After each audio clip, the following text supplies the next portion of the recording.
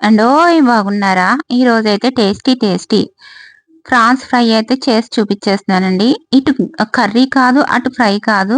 కానీ రెస్టారెంట్‌లో మనకిస్తారు చూడండి ఫ్రై అడిగితే ఆ టేస్ట్ అయితే వస్తుందండి. దీనికి కావాల్సిన పదార్థాలు టమాటా పేస్ట్, ఉల్లిపాయ పేస్ట్, అల్లం వెల్లుల్లిపాయ, గరం మసాలా, కారం, ఉప్పు అంతేనండి రొయ్యలు. రొయ్యలైతే అర కేజీ తీసుకున్నానండి. శుభ్రంగా మనం వాటిల్ని క్లీన్ చేసేసి కడిగేసుకొని ఒక బాండీ అయితే పెట్టుకుని, దాంట్లో ఆయిల్ అది ఏమి ఎయలేదండి. ఉట్టి బాండీయే. దాంట్లో మన రొయ్యలైతే వేసేస్తున్నాను.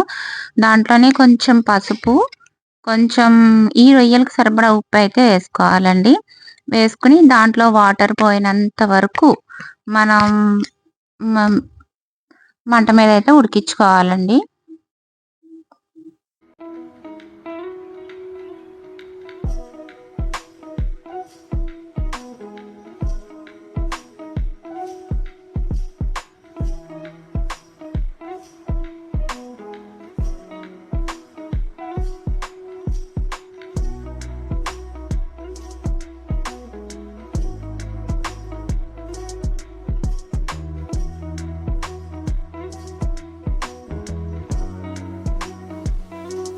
Amazing!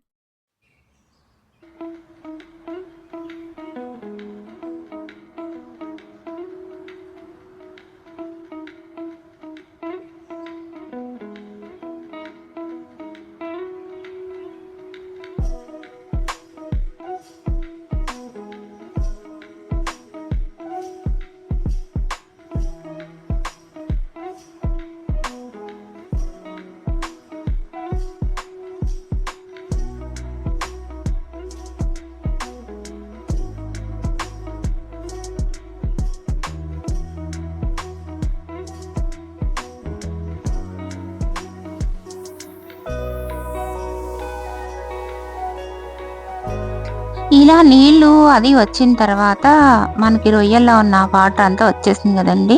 అప్పుడు మామిడి అల్లం ముక్కలైతే ఏసానండి.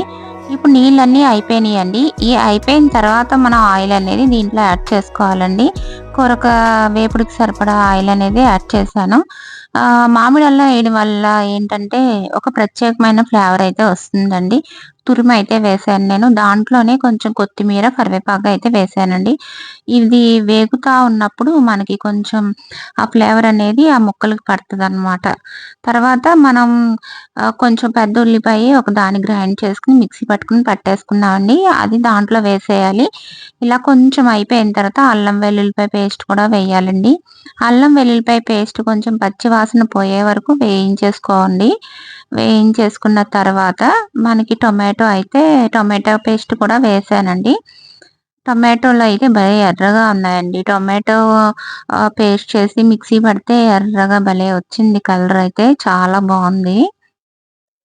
ఈ విధంగా గనక చేసుకున్నారనుకోండి మన రెస్టారెంట్ స్టైల్ ఆ ఫ్లేవర్ అనేది వస్తదండి.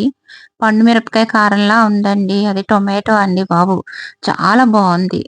అసలు టమాటా ఇది ఇప్పుడేమో గరం మసాలా అయితే వేశానండి నేను. అంతేనండి. ఇంకే పొడులు వేయలేదు. గరం మసాలా ఒకటే వేశాను. నెక్స్ట్ ఏంటంటే కారం. కూరకు సరిపడా కారం అయితే వేశానండి. ఇవన్నీ కూడా బాగా మగ్గాలండి. బాగా మగ్గి మనకి కొంచెం ఆయిల్ అనేది పైకొస్తుంది. అప్పటి వరకు కొంచెం సిమ్‌లో పెట్టుకొని మూత పెట్టుకోండి. కొంచెం ఆయిల్ అయితే పైకొచ్చింది కదండీ! ఇప్పుడు దీనికి సరిపడా ఉప్పయితే యేసుకుందాం. ఇందాక రొయ్యలకి సరిపడా ఉప్పే యేసాం కాబట్టి కొంచెం సరిపోదండి. ఇంకొక స్పూన్ ఉప్పేసుకున్నాం అనుకోండి కరెక్ట్‌గా అయితే సరిపోతుంది మనకి.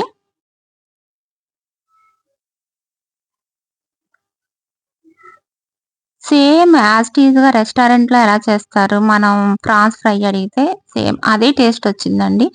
పర్ఫెక్ట్‌గా అయితే కుదిరింది. తింటున్నప్పుడు రెస్టారెంట్ స్టైల్ స్మెల్ అయితే వచ్చిందండి. అరోమా చాలా బావుందండి. ఇప్పుడు ఇలాగా ఫ్రై చేసుకున్న తర్వాత మళ్ళీ కొంచెం సేపు ఉప్పది ఏసాం కదండీ! కొంచెంసేపు మగ్గనివ్వాలి. కానీ ఇప్పుడు లో ఫ్లేమ్‌లో మాత్రమే ఉండాలండి. హైలో అయితే ఉండకూడదు. ఎందుకంటే మనం వాటర్ అయ్యి ఏమి యాడ్ చేయం కాబట్టి మళ్ళీ మూత పెట్టేసి ఉంచేయండి. ఉంచిన ఒక 5 నిమిషాల తర్వాత చూద్దాం ఆయిల్ అది పైకొచ్చింది. మధ్య మధ్యలో కలుపుతా ఉన్నానండి. మీరు కూడా కలుపుతా ఉండండి. అంతేనండి. టేస్టీ టేస్టీ ప్రాన్స్ అయితే రెడీ అయిపోయిందండి. Prawns fry. ఇప్పుడు లాస్ట్‌లో కొంచెం కొత్తిమీర కరివేపాకు అయితే టచ్ చేయాలండి.